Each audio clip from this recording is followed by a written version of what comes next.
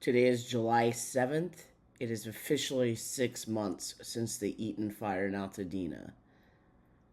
If you missed it somehow, my family and we were impacted directly from the Eaton fire. We lost our home completely. It was burned down. All of our items, everything that we had, completely gone now. And I wanted to come on here and just to communicate kind of what's been going on these last 6 months as it pertains to Ready to Retro directly. But all to say is, first and foremost, I just want to say genuinely thank you. Thank you so much. These last 6 months have been difficult, they've been super hard. Um, a lot of people, when I tell them my situation, they go, I can't even imagine. And you know what? It's probably true. Unless you've been in this situation, you can't imagine. You can't imagine losing everything, having to start over from scratch, um, literally just overnight, overnight. Um, but I want to say thank you. Thank you for people who reached out from the very beginning. Um, we had a GoFundMe that was huge, and thank you for those who gave to that. Thank you for those who posted, reposted. It really means a lot, and I think in a time where you lose everything, it was the community, it was our friends and family who surrounded us, and um, we knew we weren't alone, which I laugh because it's like it felt lonely. It felt super lonely to be displaced from your community, to completely having to um, navigate everything. I mean, it's like, everything's gone. What do I do? Where do we go? Literally, where do I live? How do I live? Where should I stay? What do I do? Um, but we've had people from different stages of life that would reach out and say, "Hey, I know this lawyer," or "I know this um, public adjuster." It was different things, right? We even had a friend who offered his church, and that's where we stayed for the first month. We just stayed in these dorms in a church. It's one of those things that you don't know who your community is until you're in a situation where you really need them. So just want to say thank you for everyone who has reached out, and even periodically say, hey man, how you doing? Is everything good? How's the rebuild going? So really appreciate it, and just a reminder that I am connected, our family's connected, and we need those reminders.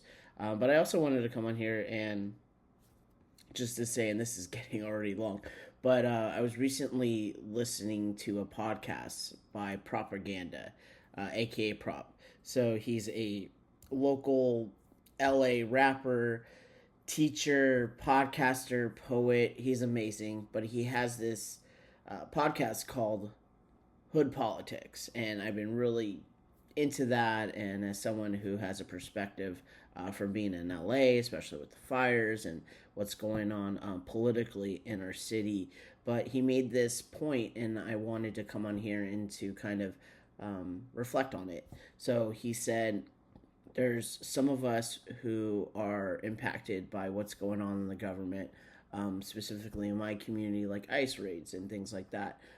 There's people that are dealing with fires, but the point that he was making was, it's a privilege. It's a privilege if you don't have to deal with external pressures, right? And he even said, even being able to podcast weekly, that was his privilege. And that really kind of was resonating with me because I haven't had the privilege. I have not had the privilege to podcast.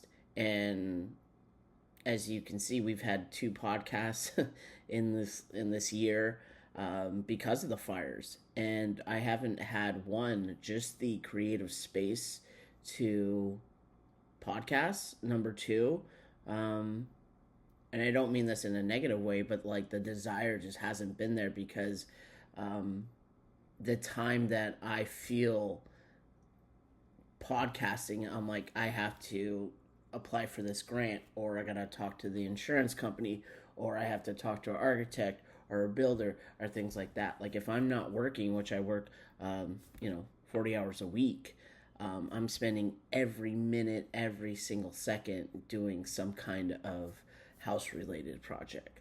So there's times I'll be up till like last night till 2:30, just seeing what's out there, seeing prices, like prices on cabinets for our home, doors, things like that, things that we weren't preparing for.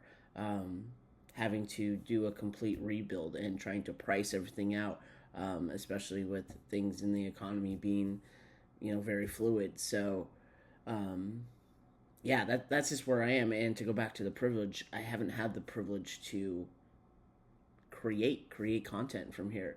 Here and there I'll post, but also it's like I just feel like with everything that's going on in my community, in my neighborhood, um, the things that are just happening in our nation, a take on Casper, right? Is that really relevant right now? So I feel this like kind of not pressure, but this sense in my heart that's like, does it matter right now? Not you know. Yeah, I could do the escapism thing, and it's good to do that, but Radio Retro has always been just a creative outlet, and it's been such an important thing in my life, and it's been difficult because that's also there's been a loss in that too. I haven't been able to podcast, and I've loved podcasting, and again, 2 episodes in 6 months. The creative side of me is like, ugh. But that's why I've been uploading videos on our YouTube or little shorts here and there. But yeah, I just wanted to come on here and to say, I don't know where this is leading. Ready to Retro. And I was with Chelsea this past weekend, and she said something really poignant to me, and I'm holding on to it. She said, "Hey, your life has changed. Your life has changed forever. And Ready to Retro has changed forever because of your change." And she's like, just do what feels right for you, basically. So I'm taking the advice of my friend, my fellow co-host on this podcast, and just to say, things have changed. I'm not saying that this is the end of Ready to Retro, but the week in, the week out of the consistency of Ready to Retro, I don't see that happening in the immediate future. And I don't know, it's not an end, but 6 months into this, I thought there would be more of a regular rhythm to Ready to Retro. But to be honest, I just do not have the space for it right now. And if you're watching this, if you're listening to this, and you're like, "Hey, it's okay, Max. You're all good. Like, take care of myself." Yeah, I get that.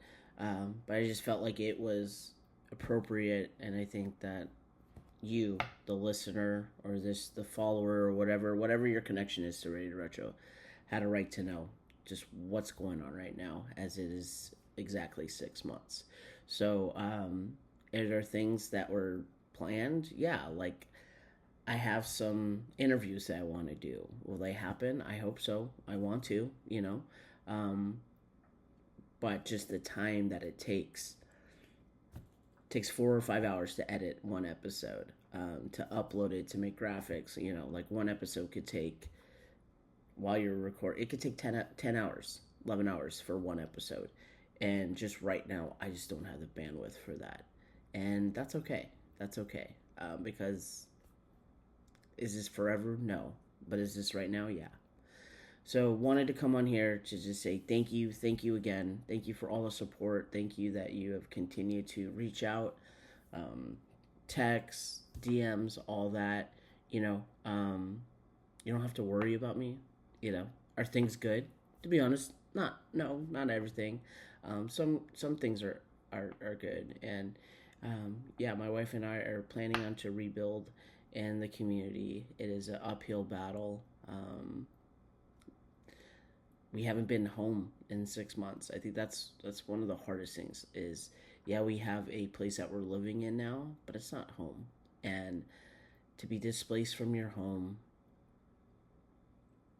without you without your saying, to be displaced from your home without your saying it is so hard and so difficult. But humans were resilient, our family's resilient, and we'll continue. So thank you for your time. Thank you for listening to this long kind of update, but thought it was appropriate. And